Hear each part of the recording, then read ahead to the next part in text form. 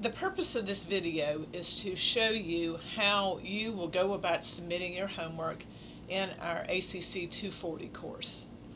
Now, as mentioned at orientation, will be checking your homework for completion only. I just want to make sure that you have done what you were supposed to do. It is up to you to check your homework for accuracy. If you look in content, the solutions for the chapter are given, and it is up to you to check in very great detail to check the solutions that are given against your work.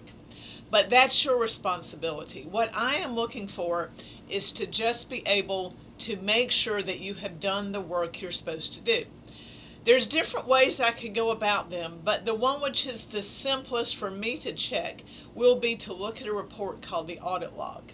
So I want you to go to Reports, be sure you're on the Standard tab, and then open the audit log. This report shows you all the work that has been done in a company. Now, by default, you see that it opens to show things that have been done this month. Well, it's January. I haven't done much in this company at all this month. Now, you, when you do this, will need to change that to be this year. But for purposes of illustration, I'm going to change mine to be last year so you can get a better idea of what it shows. And here you see we have lots of transactions that I have done last year. So the other change I want you to make with this report is I want you to go to Settings. Notice by default it is showing 50 transactions. I want you to click 500 because 50 sounds like a lot, but QuickBooks does a lot of things automatically. So I need to be able to see that setting at 500. And now you will see I can scroll back and back and back and see things which I have done. The first 500 transactions, you see in my case there's still a couple hundred more that would be on the next screen. But just seeing the first 500 is what I'm going to need to do.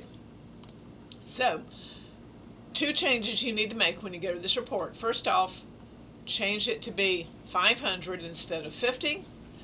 And your date change, don't make it last year. I'm having to make it last year just because I haven't done any work in this company yet this year. But I want you to change yours to be this year. And that is going to give me a list of everything that you have done since you started this course.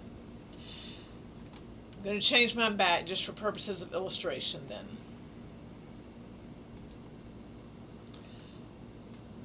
What I want you to do next is to print this report, not really print it, but we're going to basically save it as a PDF file. We'll set it up to print, change this to be save as PDF, tell it to save, and then we need to save it someplace where we can find it. Audit log chapter 1, for example, you could call it.